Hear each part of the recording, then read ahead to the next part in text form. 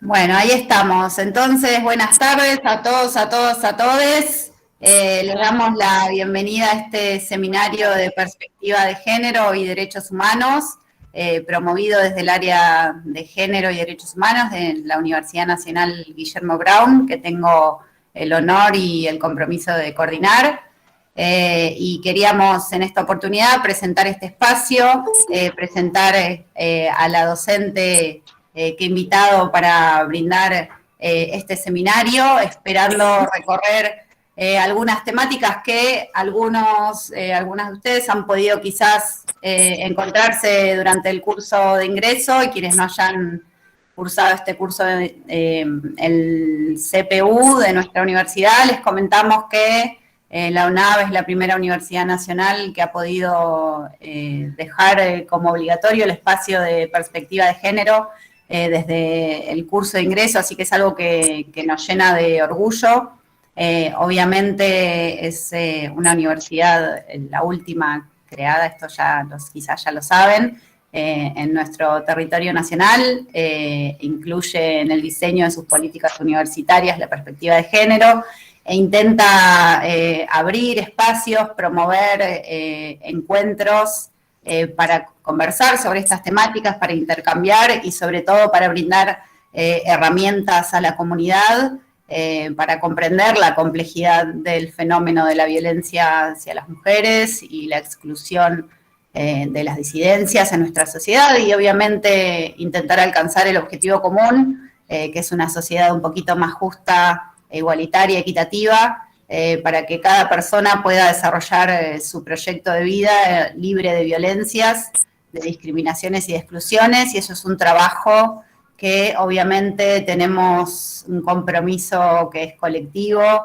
que muchas individualidades podemos aportar, pero si lo hacemos colectivo va a tener mucho más impacto en nuestra comunidad, en nuestra vida profesional, en nuestra vivencia, nuestra trayectoria de vida, así que para este fin queremos darle una calurosa bienvenida a cada uno de ustedes y a Angie Juárez, que es nuestra docente invitada para llevar adelante este seminario. Ella es comunicadora social y tiene su propio medio, y en su medio ella comunica aplicando la perspectiva de género, que es muy importante, que es algo que los medios de comunicación todavía pareciera que encuentran como algunas limitaciones para llevar adelante una comunicación inclusiva y para no ejercer sobre todo violencia simbólica, que es algo que encontramos todos los días. Desde el área de género, entonces, de esta universidad, les queremos dar una bienvenida, aprovechar también, ahora les voy a dejar en el chat el correo del área de género en caso de necesitar comunicarse o querer tener algún tipo de reunión o alguna propuesta, también queda el espacio abierto. Y Angie, arrancamos. Bueno, muchísimas gracias a todas, a todos, a todos los que están conectados a este espacio.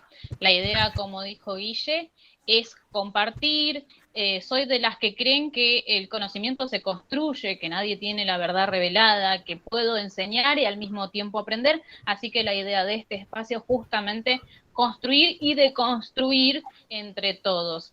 Y bueno, arrancamos en un día especial porque arrancamos nuestro taller de género y derechos humanos cuando ya se dio un avance en lo que es la cultura, en lo que es la comunicación, en lo que es la producción cultural en masa, porque en lo que es Cosquín se ha anulado lo que era el certamen de voces femeninas y voces masculinas gracias a un reclamo de una compañera que quería anotarse en una de las dos categorías y no se le podía dar ese espacio según el reglamento antiguo. Así que eso es bastante bueno, pero al mismo tiempo estamos, y lo voy a leer porque no quiero equivocarme, en el día en que la Comisión de Acción Social y Salud Pública de Diputados trata el proyecto de ley de VIH, hepatitis, tuberculosis e ITS, que tenía la vigencia desde 1990 y está intentando ser más inclusivo y que si no se llega a tratar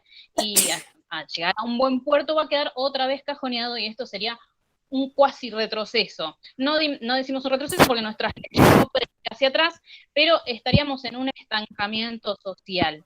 Y como digo estas dos cosas que son positivas, también tengo que leerles para ponerles en contexto, porque no es lo mismo que estemos dando un taller 21 en una aún pandemia que si lo hubiéramos hecho hace unos años o si lo hiciéramos en otra región del planeta. Tenemos entonces un femicidio cada 37 horas en el 2021. 133 intentos de femicidio se dieron entre los meses de enero y septiembre del 2021.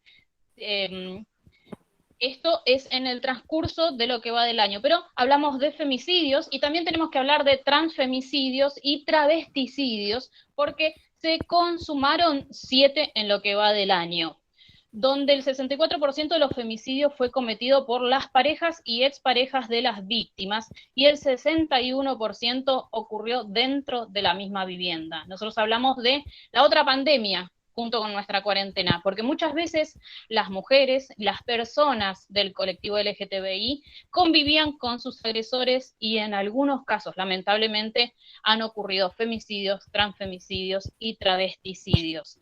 De esas personas que han fallecido en manos de un hombre, de un varón opresor, 16 tenían medidas de protección, 16 habían hecho una denuncia y les habían dado una medida de restricción. Aún así, han sido víctimas. De todos los femicidas, 13 son policías, 4 son militares, 1 es gendarme. Y son al menos 128 los menores de edad que han quedado sin madre y en muchos casos también sin padres porque algunos de ellos se han suicidado y otros han sido encarcelados. Así estamos arrancando nuestro taller de perspectiva de género y derechos humanos y vamos a ver por qué la cuestión de la perspectiva de género en lo que es educación nos va a llevar a que nosotros podamos hacer un círculo de capacitación, un círculo de compartir nuestras herramientas y conocimientos para intentar transformar la realidad que estamos viviendo. Es un pantallazo importante. Vamos a tratar de ir desglosando algunos términos que quizás no todos usamos a diario, no tenemos por qué comprenderlo, pero es bueno que los que sí los usamos, los conocemos, podamos darle alguna explicación a nuestros compañeros que están desandando este camino que todos tenemos de deconstruirnos, pues hemos nacido en una sociedad patriarcal, nos hemos educado y nos han criado dentro de ella y lo que estamos tratando de deshacer es lo que nosotros queremos para nuestro futuro. Ahora, si me lo permite la tecnología, les voy a compartir una diapositiva que armé acerca de la educación y la perspectiva de género, un cronograma muy por arriba de cómo ha hecho desde los inicios esta educación patriarcal. Vamos a compartir la pantalla, si sale algo inesperado.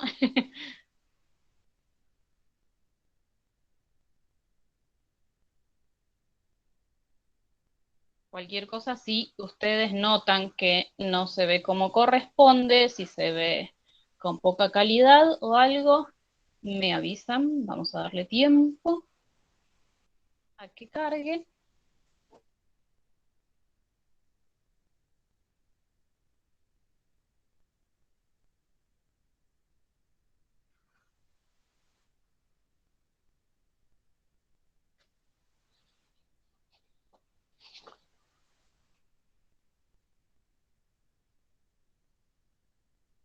Bueno, ahí está. Como les dije, es género y educación.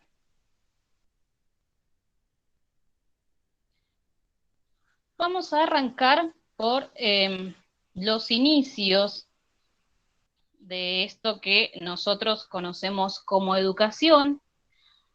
Allá en el 370 a.C., Platón en la República decía que no puede haber mejor manera para la sociedad que contar con todos sus miembros para defenderse. Esto incluía a las mujeres y era muy bueno para toda la sociedad. Sin embargo, a Platón no fue al que escucharon y terminaron escuchando a Aristóteles, el viejo y conocido Aristóteles, con su derecho romano, quien decía que la mujer tiene menos inteligencia que el hombre, por lo cual debe ser gobernada por él.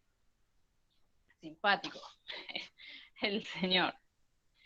Ya en lo que es en la Europa medieval, Cristina de Pizan escribió: si fuera habitual mandar a las niñas a la escuela y enseñarles la ciencia con método como se hace con los niños, aprenderían y entenderían las dificultades y las sutilezas de todas las artes y las ciencias tan bien como los hombres. Sin embargo, se impuso la limitación de dar educación a las mujeres solo en temas religiosos. Ya en la Revolución Francesa, Ollam de Gauche señaló la ignorancia, el olvido o el desprecio de los derechos de la mujer son las únicas causas de los males públicos y de la corrupción de los gobiernos. Esta declaración, que a mí me encanta, le costó su cabeza. En el siglo XIX, John Stuart Mill afirmó: todo lo que solicitamos se reduce a la abolición de los privilegios y el proteccionismo de que gozan los hombres. Si la mujer tiene una inclinación natural más fuerte hacia determinadas tareas que hacia otras, no hay necesidad de leyes para obligar a la mayoría de las mujeres a hacer esto en vez de aquello.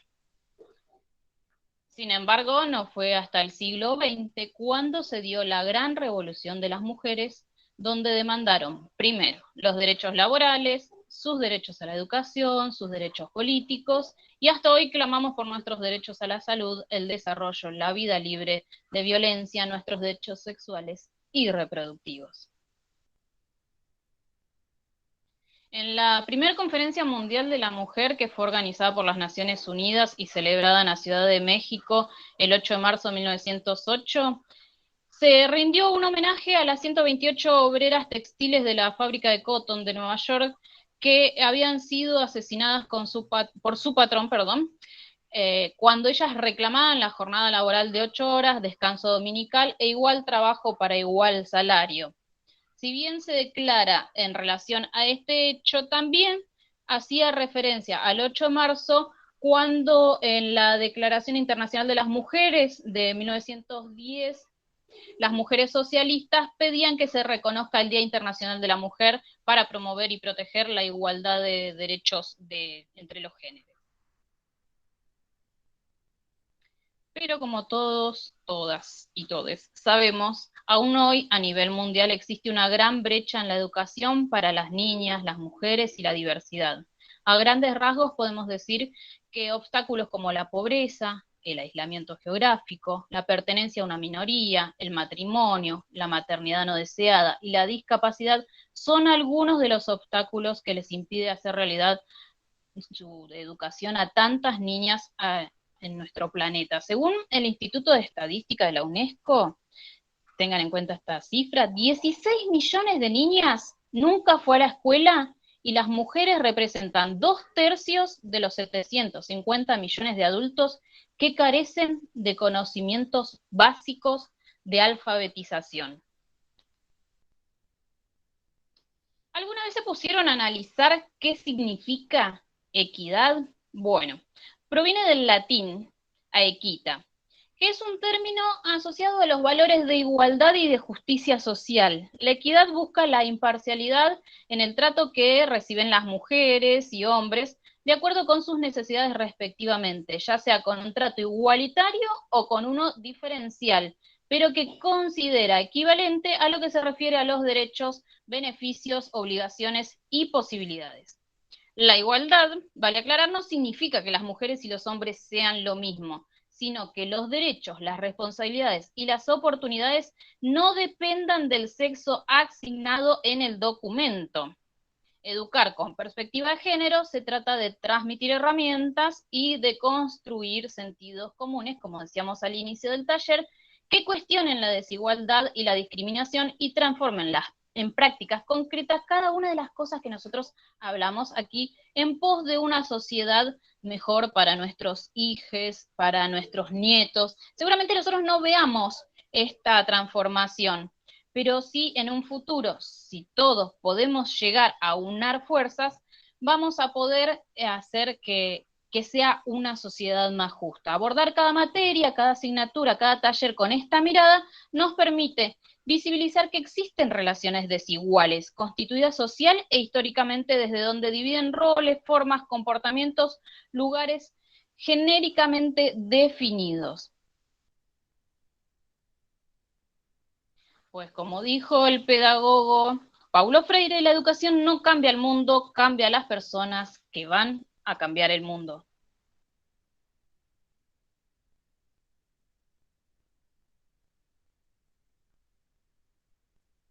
Eso es un poco un resumen a grandes rasgos de lo que es la perspectiva de género en cuanto a la educación, y ya vieron que cuando hablamos de educación estamos muy cerquita de lo que son los derechos humanos. De hecho, está dentro de ellos. No podemos hablar de educación, de una educación para la libertad, sino hablamos de derechos humanos y a la inversa también.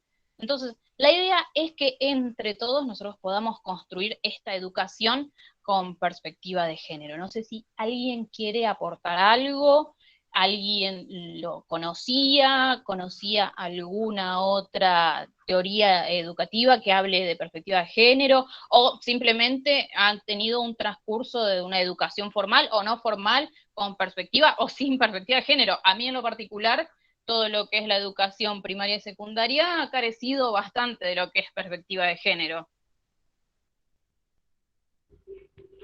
Hola, buenas tardes, soy Claudia.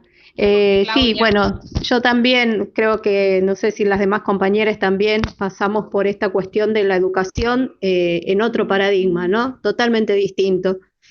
La perspectiva de género recién la conozco cuando ingreso a la facultad, donde hice la carrera y ahora estoy cursando trabajo social. Y pude leer textos como el de Laura Pautasi, en donde habla de las perspectivas de género en las políticas públicas y la mirada, lo importante que es esto, ¿no? De que cada política pública que se vaya implementando desde el Estado tenga esta mirada, porque permite quizás acortar un poco esa brecha de desigualdad que tenemos las mujeres, ¿no? Que todavía se ve y que, como vos decís, creo que va a pasar una generación más para que podamos ver los cambios que se puedan producir en la sociedad, ¿no? Sí, totalmente. Y el trabajo social es una labor de hormiga, porque es quienes están en contacto directo con el barrio, con las mujeres, los hombres que intentan deconstruirse, los varones que se dan cuenta de sus privilegios e intentan no criar personitas igual que hicieron con nosotros. Así que un gran trabajo, te felicito, y quizás en un trabajo final puedas aplicar todo lo que es el ámbito formal donde te desempeñas con algunas de las cosas que veamos en el taller. Sí, sí, sí. Gracias. No, gracias a vos. ¿Alguien más que quiera aportar algo? ¿No? Si no, vamos a... Sí, Débora. No, que escuchaba a la compañera y es verdad, o sea, son cuestiones que nosotras, que venimos del viejo secundario, no llegamos a ver ni siquiera por asomo existían, ¿no? Es como que ya ahora, recién desde la universidad, o más que desde la universidad, desde años anteriores, ¿no? Aunque uno no haya estado cursando, uno empieza a ver un poco la perspectiva. Yo tengo una hija de 14 años que está en el secundario y desde que inició primer año le dan perspectivas de género, ¿no? Y es un colegio religioso, o sea, entonces es como va separado, ¿no? Para mí es como que hay una bajada de línea desde el ministerio que, bueno, por más colegio religioso que sea, que haya una perspectiva de género. Y vos los ves en los adolescentes más que nada, en que hasta su mismo comportamiento es distinto a lo que eran los adolescentes, al menos en mi época, ¿no? Son como más solidarios inclusive con las mujeres. Una pavada, ¿no? Por ejemplo, en el momento de ir a educación física, las profesoras llevan una cajita bueno, con toallitas y cosas que por ahí pueden llegar a necesitar las nenas en caso de necesitar, y por ahí son los varones quienes alcanzan esas cosas, ¿no? Y antes era como algo súper tabú, o sea, quizás nosotras desde la generación anterior no lo podemos llegar, no, o no lo podemos como hasta naturalizar porque es como que le tenemos que inculcar al varón, ¿no? Sin embargo, los varoncitos actuales, o sea, y los adolescentes ya lo tienen súper naturalizado, pero como dijiste, es un trabajito de hormiga también, ¿no? Que no se da solamente desde el ámbito educativo, sino desde la familia, desde lo social.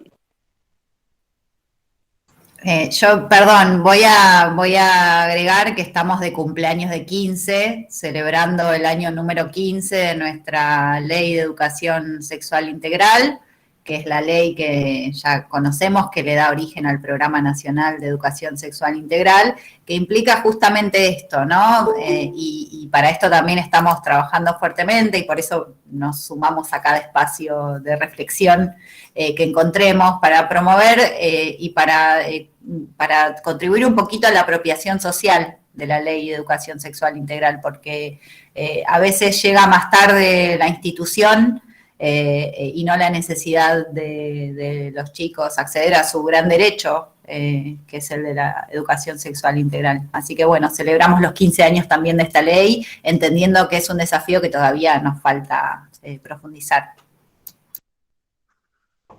Bueno, yo voy a hablar de eso. ¿Cómo están? Soy Romina Fuentes, soy estudiante de la UNAV. Hice el curso de ingreso con la profe Guille, que es una genia. Y bueno, yo estudié profesorado inicial y iba a hablar justamente sobre la ley de educación sexual, que es muy importante, es muy valiosa, muy rica para trabajar con los chicos ya desde temprana edad. Porque bueno, cuando yo hice mi secundario, la realidad es que uno llegaba a un séptimo grado esperando una charla de Johnson y Johnson que desinformaba, no informaba, la bendita charla de Johnson y Johnson, y era para las mujeres, para los varones no. Pero bueno, sí, aplaudo que podamos crecer y que podamos ver las diferentes perspectivas. Aplaudo y siento orgullo al decirlo y al sentirme parte. Sí, es como decía Romina, las mujeres éramos las responsables de la maternidad, era nuestra culpa no saber cuidarnos, era nuestra culpa si teníamos un embarazo no deseado, nunca enseñarle a los varones que también habían posibilidades de cuidado, de acompañamiento, pero seguramente, Romina, sabes que se está cambiando este sistema y seguramente los padres también están acompañando porque me imagino que no es lo mismo hablar con una persona que en su casa le decían que si miraba la leche cuando estaba indispuesta la iba a cortar, que con una mujer de nuestra edad que ha abogado por esta cuestión de la educación sexual integral, aunque no la haya tenido en la escuela en su momento. Yo quería seguir con la misma línea de la compañía de Romina. Yo estoy estudiando el último año de profesorado de artes visuales, ya estoy ahí, o materias de recibirme. Y bueno, estaba pensando en eso, ¿no? La importancia de la ESI, nosotros lo trabajamos mucho en todos los niveles, y el tema en el último, o sea, los adolescentes trabajar lo que son los estereotipos y correrlos, las publicidades, desde el arte, ¿no? Hablo, correrlos desde esa mirada tan instalada que tenemos todos, lamentablemente, socialmente, de los estereotipos que venimos arrastrando hace tantos años, tan machistas, y lamentablemente nosotras como mujeres nos poníamos en el mismo lugar. Bueno, pero está bueno que trabajen y, como decía también una de las compañeras, de los chicos, los adolescentes, cómo naturalizan lo que antes era todo tabú y todo para nosotros no lo veíamos de la misma manera, y cómo lo están naturalizando, no les para nada complicarlo, trabajarlo, y lo hacen de un modo, de un lugar muy, muy abierto, por suerte. Sí, un trabajo muy importante también en el arte, que siempre fue contestatario, siempre se movió en paralelo a las normas impuestas por la sociedad y muchas veces fue perseguido. Yo creo que las primeras expresiones de arte que me llegan a mí tienen una relación muy fuerte con eso, ¿no? Con el cuerpo, con reconocernos, con los cuerpos no 90-60-90, muchas intervenciones en cuanto a la diversidad sexual también, así que un trabajo Sí, importante. igual a lo largo de la historia del arte, lamentablemente siempre, de hecho, si uno va a hablar de artistas mujeres, recién podemos hablar en los últimos tiempos, en el arte contemporáneo, moderno y contemporáneo. Antes, los grandes artistas que le llaman son todos hombres, Rafael, Miguel Ángel. No, había artistas mujeres y sin embargo no son reconocidas, así que desde ese lugar también estaban apartadas, y bueno, el arte también manejó eso de las diferencias entre hombre y mujer. Un buen tema justamente para un trabajo final también, yo voy hilando todo. Hace poco se publicó las grandes compositoras de la historia que han sido invisibilizadas, así que también podría ser en cuanto al arte plástico, a lo que es visual, armar quizás algo para poder visibilizar a tantas mujeres que han quedado opacadas muchas veces por gente que también eran sus compañeros. Hay algunos casos seguramente, como es en la música, de compañeros que han tomado los productos de sus parejas, de sus pares, para provecho propio, y han pasado a la historia por eso. Así que un buen tema también para ir explorando.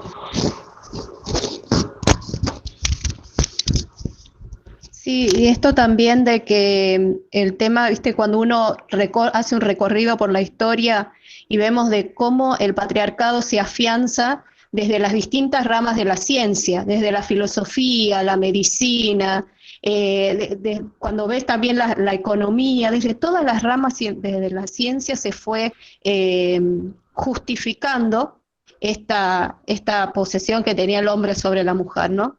Y cómo se naturalizó también en muchas mujeres. También a veces tenemos que hacer una deconstrucción desde la propia mujer, de cómo a veces nosotras mismas fomentamos muchas veces ese machismo en nuestros hijos varones, ¿no? Y, y hacer todo un tema esto, por eso estos tipos de talleres a mí me gusta asistir y participar, porque uno va adquiriendo herramientas para poder después llevarlo al campo de trabajo, ¿no? Y poder aplicarlo en donde uno se va desempeñando. Claro, esto que dice Claudia, el saber es poder.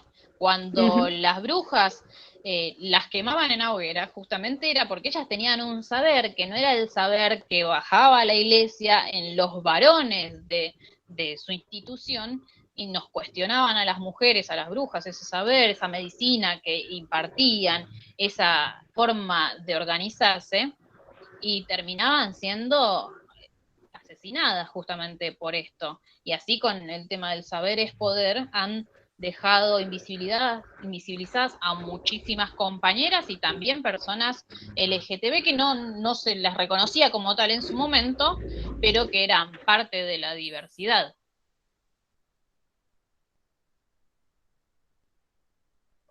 No sé si alguien más quiere decir algo o pasamos al primer link que me va a tener que ayudar Guille a mandarlo, que es el que no es la ley Micaela, por no me acuerdo bien el título, no me parece que es. Enseguida comparto. Acá lo tengo. Bien, a mí mis alumnos de secundario me enseñaron que si yo silencio mi pestaña se escucha mejor el audio, así que comparto y me silencio.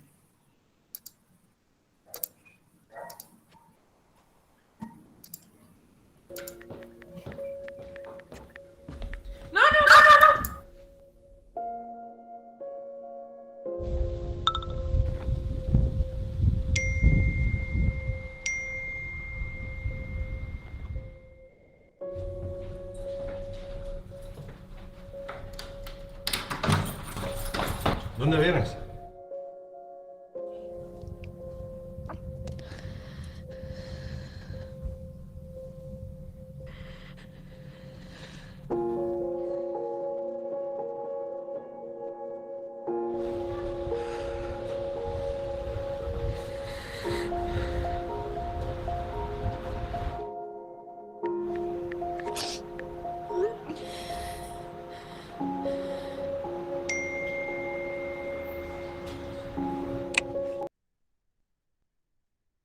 Perdón, ¿se ve? ¿Se escucha? ¿Lo Sí, están se viendo ve. bien? Sí, se Ahí ve va, bien. quizás. Bien. Sí, se ve y se Perdón. escucha bien.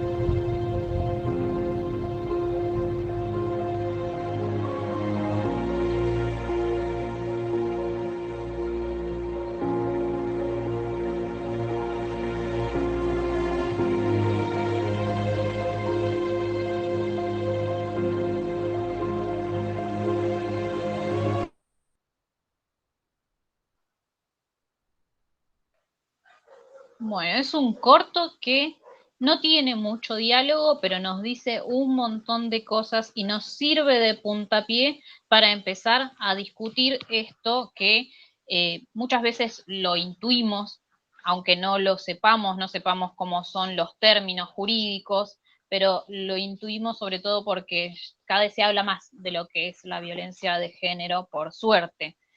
Pero yo me hice un recorte de muchas frases que aparecen en algunos foros de discusión, cuando aparece una noticia acerca de violencia de género, muchas frases que a muchas nos va, y a muchos también seguramente, nos va a irritar.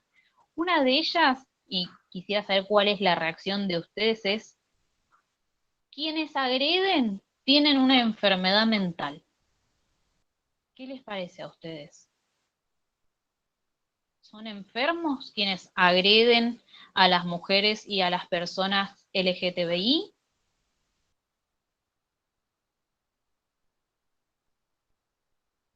No, me dice Romina. No, me dice Rocío. Perfecto. Porque si pensamos que las personas agresoras tienen una enfermedad, le estamos restando importancia al tema y también le estamos restando responsabilidad a las personas que ejercen violencia. Por eso muchas veces van a escuchar que dicen: son sanos hijos del patriarcado. Es exactamente eso lo que queremos decir. No están enfermos, no tienen una patología que haga que ellos reaccionen de tal manera porque no se pueden contener. Y quien ejerce violencia de género no está enfermo, es un sano hijo de patriarcado, si quieren agregarle. Luego, el consumo de alcohol y drogas es la causa de la violencia. ¿Alguna vez lo escucharon? Tal cual, se lo justifica con esas frases, dice Griselda, es así. Es lo primero que preguntan cuando alguien va a hacer una denuncia. ¿Sabes si consume alcohol, estupefacientes, algún alucinógeno? Pero no te preguntan por qué lo hizo. Exactamente, y Eso, para contestar... Sí, Débora. perdón, eso me recuerda, bueno, son cosas distintas, ¿no? Por ejemplo, aquel que se subió a un auto sumamente alcoholizado, chocó y mató. No, estaba borracho, ¿no? O sea, si vos sabés que si tenés un auto puede ser un arma, o sea, porque podés matar, ¿por qué tomás? ¿No? En este caso es igual, ¿no? O sea, me parece como que si el hombre es violento, dado por efectos del alcohol, por así decirlo, bueno, que haga un tratamiento por alcoholismo. O sea, no es justificación de, no, porque tenía unos tragos encima, por eso te pegué. No, me parece justificación. Claro, y lo loco es que las estadísticas dicen que las personas alcoholizadas y bajo los efectos de estupefacientes son la menor cantidad en cuanto a los agresores denunciados. Es cierto que las drogas desinhiben, pero no son lo que hacen que sea violenta la persona. Pero es cierto, muchas veces cuando se va a realizar la denuncia, te cuestionan eso y un montón de cosas más que ya vamos a ir viendo. La tercera dice: el maltrato emocional no es tan grave como la violencia física. Es el primer paso para la violencia. La violencia simbólica es la que después lleva a todas las demás violencias. La psicológica también. Quizás de la violencia Bien. física te puedes recuperar, pero de la violencia emocional es muy difícil. Las heridas Como dice internas son Débora, las es más muy difíciles. grave. Es muy grave. Y muchos te dicen: la violencia física puede desembocar en un femicidio. Sí, es cierto que es el punto mayor de la violencia, pero cuando se trata de violencia emocional, también puede llevar a un caso de depresión y hasta suicidio. El problema es que a las cuestiones jurídicas va a ser más difícil demostrarlo. Pero muchas veces pasa que en las comisarías, en los juzgados, si no tiene marcas la persona que va a realizar la denuncia, no se la toman, no le creen, le dicen que dejan asentado que vino, pero no le dan ningún comprobante, no le abren nada, una causa. Son todas cuestiones que vamos a intentar en este taller tener herramientas para revertirlas. Después, a ver, ¿qué más me dice? La violencia de género es un tema privado y no hay que meterse en la pareja. ¿Se acuerdan cuando decían crimen pasional en los medios? Cuando yo arranqué periodismo, hace mucho tiempo, habían todavía esos titulares, crimen pasional. ¿Cómo crimen pasional? Bueno, en los hogares no te decían crimen pasional, pero decían cada hogar es un mundo aparte. Y no se metían. Hace un tiempo, hablando con una fiscal de Berazategui, que aboca al tema de género, me decía, si estás con un problema de violencia de género en tu casa y necesitas ayuda, no grites ayuda, porque es muy posible que tus vecinos no se metan. Grita fuego, fuego, porque el vecino va a llamar para pedir ayuda para poder protegerse él mismo y su casa. Vale a veces mucho más una propiedad que la vida de una mujer. Tristísimo, pero cierto. Si te cela y te controla es porque te quiere y te está cuidando. Otra gran frase. Hay que meterse, dice Eugen. Totalmente, hay que meterse. Si te cela y te controla, ¿es que te ama? No, no. Tampoco es fácil decir, amiga, salí de ahí, porque no es tan fácil. Muchas veces nosotras decimos, sí, salí de ahí, por ahí no es. Y no es tampoco tan fácil. Son muestras de violencia el caso de los celos. Y a ver qué más, tengo un par más. Él mantiene a tus hijos, si lo denuncias te va a sacar a los chicos. ¿Eso es real? No, no, para No, nada.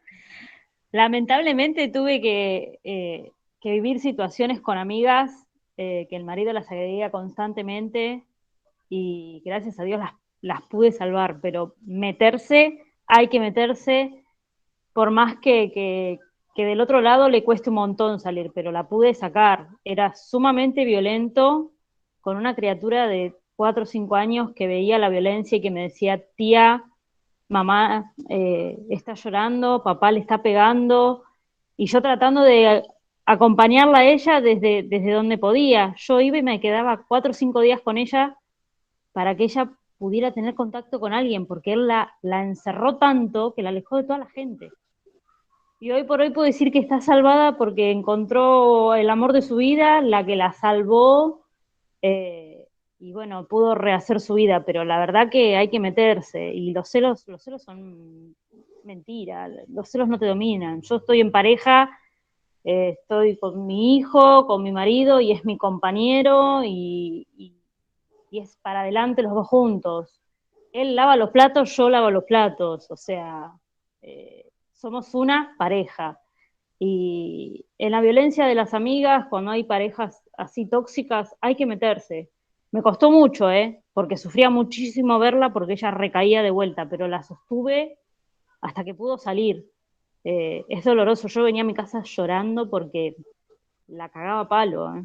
Perdón la expresión, pero era terrible, ¿eh? Llegaba y le decía, mami, no sé qué hacer para sacarla. Es más, la he traído a mi casa con la nena, le he llevado comida, le he pagado alquiler, o sea, hay que estar y ayudarnos entre nosotras. Y esto de que decía una compañera hace un rato, de que nos cuesta mucho cambiar el pensamiento machista y que hasta a veces una misma es machista con otra mujer. Entonces, cuesta muchísimo. Yo esto de la perspectiva me anoté primeramente porque quiero interiorizarme, empecé a interiorizarme más con mi hermano, que él es, ¿cómo es? No entiendo mucho, pansexual, creo que es algo así, no sé, ¿viste? Ya vamos Entonces, a tener un glosario, así que ¿viste? Entonces son cosas que uno se quiere ir interiorizando para saber. Yo tengo un bebé de 2 años que no sé qué va a hacer, si va a ser cocinero, si va a ser albañil, si va a ser mecánico, si va a ser modelo, no lo sé, pero se va a enfrentar a un mundo que lamentablemente no está preparado todavía, hay que hacer un camino muy largo. Y mi hermano, que hoy tiene 26 años, él recibió el rechazo de todo el mundo por su sexualidad, en vez de fijarse en lo que es la persona, ¿no? Y yo no quiero que mi hijo sufra el día de mañana por su elección sexual. Porque mi hermano directamente no se habla con nadie más que con mi mamá y conmigo. Con eso te digo todo. Y cuesta muchísimo. Y me gusta también entender y comprender y hablar desde el saber y no hablar pavadas, básicamente, ¿no? Así que, bueno, nada, eso. Me fui por las ramas, pero era Hay que eso. argumentar que son las redes de contención. Sin redes de contención es casi imposible salir de una relación tan violenta. Cuando nos dicen que si denunciamos vamos a perder a los hijos, tienen que tener en cuenta que, al contrario, la denuncia lo que va a hacer es dejar asentado el hecho que estás presentando ante la justicia y seguramente puedas acceder a que se lleve adelante una causa donde te fijen horario de visita, alimentos para los chicos, y de ninguna manera se va a poder borrar, como quien dice, si vos te asentás y denunciás. Que no es sencillo, porque quizás desde nuestro lugar muchas veces lo decimos, pero no sabemos la situación de cada una de las personas. Tengo, a ver, algunas más, así igual también tengo otra diapositiva y otro video y espero poder meter todo. Si es solo tu novio, no es violencia de género. Como que necesito un título, una libreta para que sea violencia de género. No es así. Ni siquiera tiene que ser tu pareja para que sea violencia de género. Esto es lo que tenemos que ir pensando. La sexualidad, Violencia es violencia. claro, cuando una persona oprime a otra porque cree, siente y la sociedad le da la buena, lo dice que es así, que puede decidir sobre otra persona, está ejerciendo violencia, y si es sobre una persona sexualizada femenina, es violencia de género. Otra frase es: la sexualidad de las personas es algo íntimo. Si no querés que te discriminen, no muestres tu homosexualidad por la calle. Son frases sacadas de Facebook, chicos. Es tremendo, el señor Facebook está... Bueno, esto no es así. Todos sabemos acá en este taller que no es así. No se puede poner límites a lo que desea comunicar cada una de las personas, expresar. Los límites están cuando ese deseo puede invadir el de otro. Pero en cuanto a su sexualidad, nadie puede violentarte por mostrarte en la calle. Y la última, si tenemos tiempo de ver el resto, es: el lenguaje no tiene nada que ver con la discriminación y la inclusión. ¿Ustedes creen que el lenguaje no tiene nada que ver? ¿Que es lo mismo zorro que zorra? Ya vamos a ir viendo en otros encuentros sobre estas cuestiones que hemos hecho así un punteo muy por arriba para irnos conociendo sobre todo. Voy a pasarles una diapositiva más, así que sobre algunos punteos más teóricos, pero también generales para ir metiéndonos en el tema. Voy a compartir la pantalla, si sale algo que no corresponde.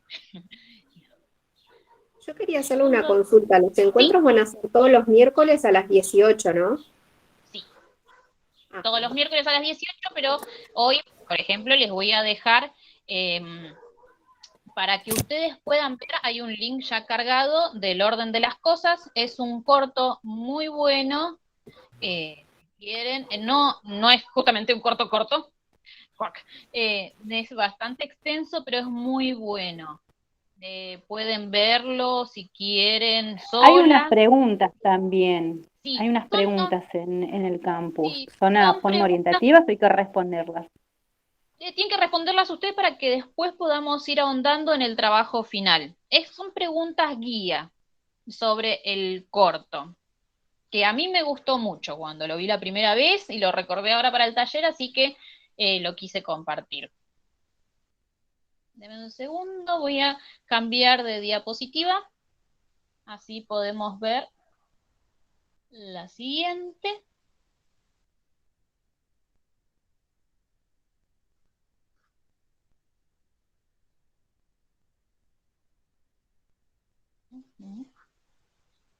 Bueno, se reinició el señor Canva. Vamos a hablar en esta diapositiva, cuando la podamos ver, sobre qué es la violencia por motivos de género. Ahí está.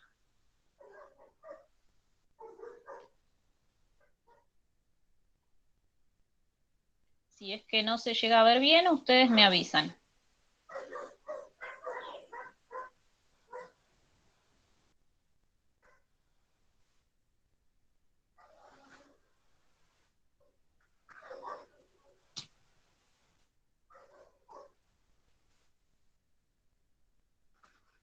Bien. Vamos a hablar de una de las leyes que más solemos mencionar cuando hablamos de protección, que es la Ley 26.485, la Ley de Protección Integral para prevenir, sancionar y erradicar la violencia contra las mujeres.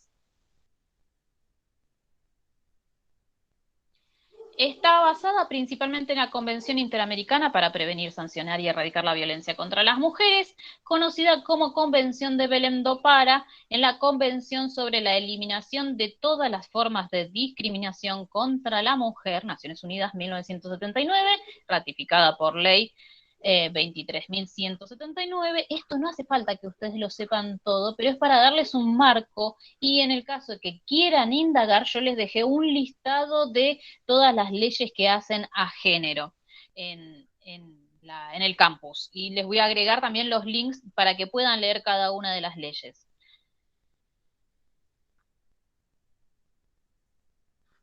Bueno, entonces, vamos a empezar por los tipos de violencia contra las mujeres y las personas LGTBI que existen. La violencia contra las mujeres y las personas LGTBI, como vinimos hablando, se puede ejercer de distintas maneras. La ley nos protege en todos los casos. Tenemos la violencia física, que son las agresiones contra los cuerpos de las mujeres y las personas LGTBI. Hay violencia física cuando te golpean, te obligan a consumir drogas o alcohol, o te tiran cosas. También está la violencia psicológica, que la estuvimos hablando, que son las agresiones que producen un daño emocional, baja autoestima y afectan a la salud psicológica de las mujeres y las personas LGTBI. Y por dar algunos ejemplos, hay violencia psicológica cuando te controlan lo que haces, cuando te celan, cuando te alejan de tu familia, cuando te alejan de tus amigos, cuando te amenazan, cuando te insultan. La violencia psicológica puede generar un daño duradero o permanente en la persona víctima, aun cuando no es fácil de identificar como la violencia física. Después tenemos la violencia sexual. Sucede que cuando las mujeres y las personas LGTBI no las dejan elegir si quieren o no tener relaciones sexuales, o la manera en la que quieren tener un contacto sexual.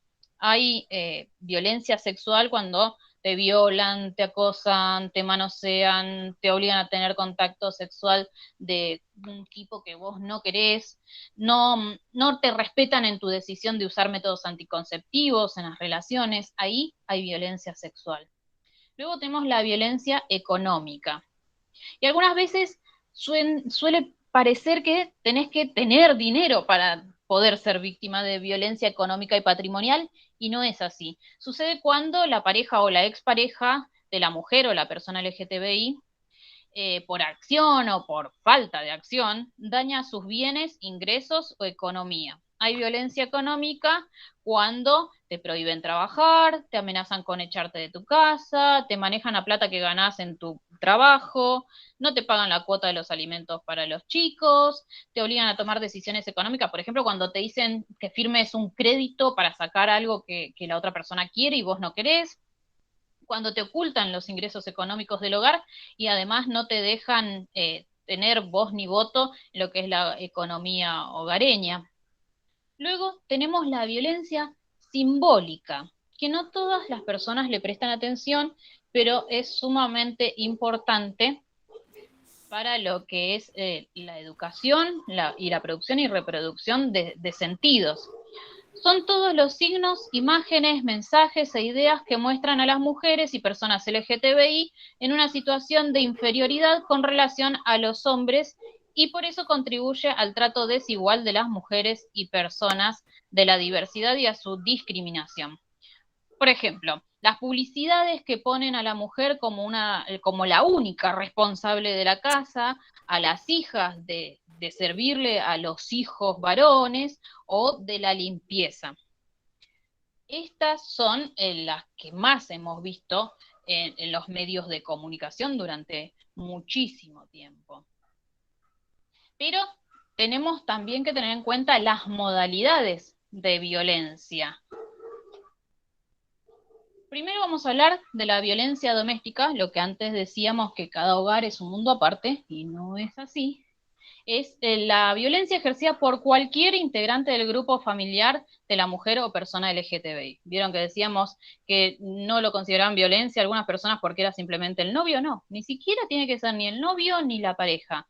Simplemente tiene que ser un integrante del grupo familiar de la mujer o la persona LGTBI, que en su mayoría, es cierto, es la pareja o es la expareja, independientemente del espacio físico donde se desarrolle la violencia. No importa si la agredió dentro del hogar o no. La violencia doméstica afecta a todas las personas que integran la familia. Luego tenemos la violencia institucional, que es la ejercida por funcionarios o funcionarias profesionales y personas que integran fuerzas de seguridad y personas pertenecientes a cualquier organismo o institución pública que obstaculicen o impidan que las mujeres y las personas LGTBI accedan a políticas públicas y ejerzan sus derechos. Luego, la violencia laboral, que es la discriminación contra las mujeres y personas LGTBI en los ámbitos de trabajo, que vamos a hablar más adelante sobre lo que es el techo de cristal, justamente en relación a esto, que pone obstáculos a su ascenso o permanencia en el empleo. Luego tenemos laboral de libertad reproductiva. Bien, sí.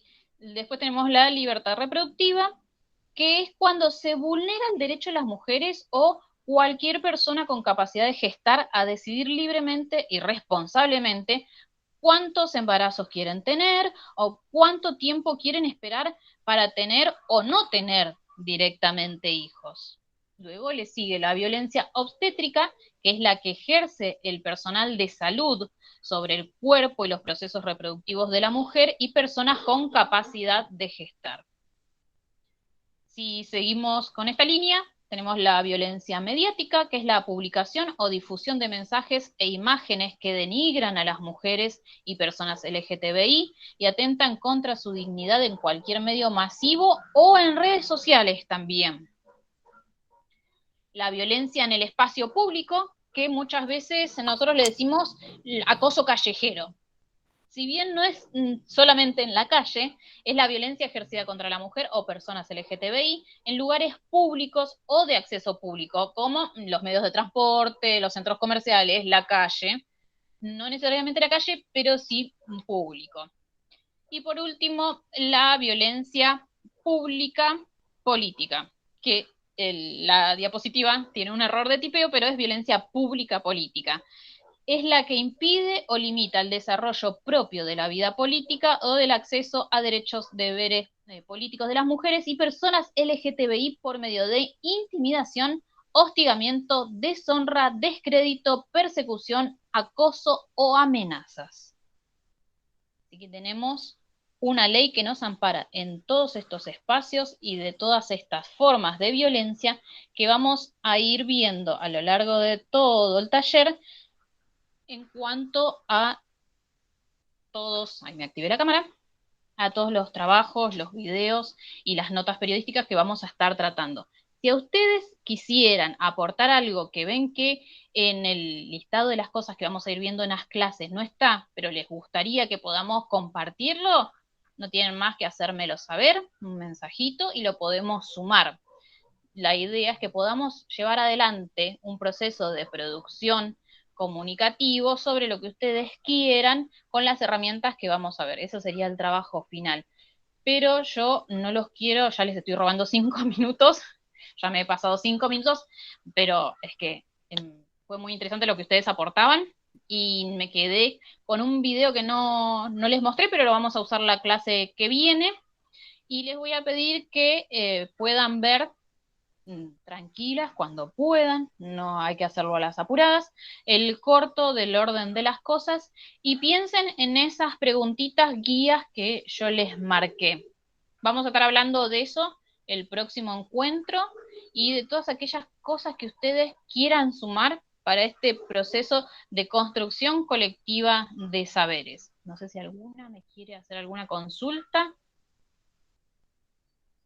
Yo vi una propuesta ahí en el chat y ya la anoté para que podamos hacer una búsqueda y compartir información. ¿Las aburrí mucho? ¿Fue muy extenso, muy teórico, muy poco teórico, muy corto? No, la verdad que estuvo muy bueno, era mejor de lo que pensaba y muy fuerte las historias y verlo así es fuerte. Le contaba a la compañera lo que le pasó a su amiga y todo. Es un tema muy fuerte. Hay que hacer fuerza entre todas y cambiar la situación. Para eso hay que informarse. Sí, perdona Natalia. Las consignas preguntaban por acá cómo se responden. Las consignas son guías para que ustedes las vayan pensando. ¿Sí? Van a ver un corto que es muy bueno, que no tiene contenido teórico, pero seguramente la sensibilice bastante. Así que si están sensibles, chicas, agarren pañuelos. Lo vi antes de empezar la clase, lo vi. El corto lo vi antes, cuando estaban revisando el campus. Sí, yo también lo vi, es excelente. Muy fuerte. Muy claro, sí. Buenísimo. Entonces, para quienes no lo vieron, ya tienen algo de las chicas, ya les adelantaron. Piensen en esas preguntas que les hice para ir pensando a un futuro una producción comunicacional en cuanto a perspectiva de género y derechos humanos, que están totalmente entrelazados. Un tema sin el otro no podrían existir.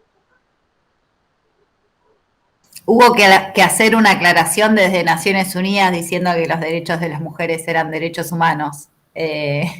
Una locura.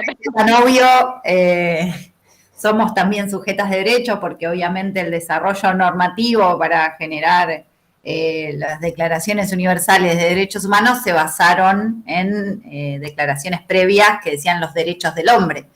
Entonces, bueno, luego tuvimos que poner la voz para poder decir que los derechos de las mujeres también eran derechos humanos.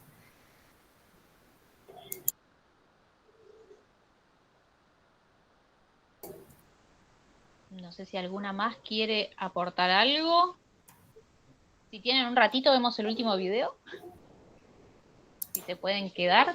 No sé, Guille, ¿vos qué decís? Mira, yo te voy a contar, pero en el curso, en el CPU, la clase también era de 1 hora y duraban 2 horas y media, y te digo que muchas estudiantes muy manijas salían de una clase y se metían en otra para seguir hablando del tema, así que venimos con una universidad o con una concurrencia que tiene muchas ganas de trabajar estos temas, así que obviamente quizás tenían un compromiso previo, no hay problema, pero podemos también generar satélites de espacios para seguir incluyendo cosas, discutiendo, conociéndonos un poquito más, que es obviamente un objetivo quizás que se suma a este seminario, además de intentar compartir con ustedes herramientas para tratar de pensar el mundo y tratar de pensar la interconexión que hay entre los femicidios como muestra, digamos, más impactante de la violencia contra las mujeres y la multiplicidad y superposición de discriminaciones y exclusiones con la que nos enfrentamos para también conectarlo también con la forma en la que nos organizamos socialmente, la forma en la que proyectamos el cuidado de las infancias, la forma en la que nos pensamos como sujetas del mercado laboral, también dentro de lo que es nuestro espacio educativo, el acceso a la educación, y distintos cuestionamientos que está bueno pensar colectivamente y obviamente celebrando también la concurrencia de nuestros tan cuestionados en este momento quizás varones, que es importante que podamos también generar un espacio donde también se puedan reflexionar sobre también las limitaciones que impone este sistema a los varones, porque también los estereotipos alcanzan a los varones y bueno, pensarlo colectivamente como una forma de generar vínculos sociales, relaciones sociales, con la posibilidad de que no sean mediadas por la violencia, la discriminación y la exclusión, llegar a algún momento a combinar estas ideas que están aisladas y entender la posibilidad de una vida mejor, ¿sí? Así que desde la universidad es la idea. Pues la idea es justamente no creer al varón un opositor, un adversario, sino construir con él la transformación social, ¿no? Construir a la par de él esto de no más opresión. Totalmente. Así que bueno, agradecemos su presencia, su escucha atenta, su participación y nos volvemos a encontrar la semana que viene. Está el campus a disposición para dejar comentarios, para dejar, si quieren compartir algún material, eso también se abre el espacio también para que se pueda ir generando y están a disposición Angie y yo como docentes de este seminario, así que por mi parte estamos bien. Sí, porque verán que dice Diario Vespertino, quizás mi usuario, pero a mí me van a conocer, me van a encontrar por ahí como o Ángela Beatriz Juárez, que es la cuestión formal, licenciada Ángela Beatriz Juárez, o Angie Juárez. Depende cómo me busquen, aparezco.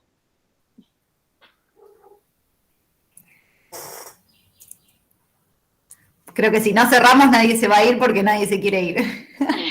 Bueno, les agradezco muchísimo. Es la primera clase que yo doy de forma virtual. Siempre había dado clases tanto en la universidad como en secundario, pero de manera presencial. Y me invitó Guille y no pude decir que no porque es un tema que me apasiona, que lo he transitado desde la cuestión de formación cuando ni se hablaba casi de cuestión de género. Cuando se arrancó el primer taller allá en el 2004 en la Universidad Nacional de La Plata, ahí arranqué y después fui por la vida haciendo un medio de comunicación con perspectiva de género. Cuando te decían, ¿de qué estás hablando? ¿Vas a poner recetas? ¿Qué es para la mujer? Después ya no podés escapar, es una trampa. Una vez que empezás a incorporar perspectiva de género, no solamente lo que es en el ámbito educativo, sino en tu trabajo y en tu desarrollo de vida, ya es muy difícil volver atrás y no tener en cuenta esas inequidades que están dadas porque se construyó de determinada manera la cosa, que nos resulta en que nuestra biología determina la posibilidad o el límite al que vamos a llegar en nuestra vida y eso no está bueno, así que tener este espacio para poder pensarlo colectivamente, nuevamente lo celebro y aquí nos encontraremos. A ver, Marta, si tenés el link y te deja acceder, no te preocupes.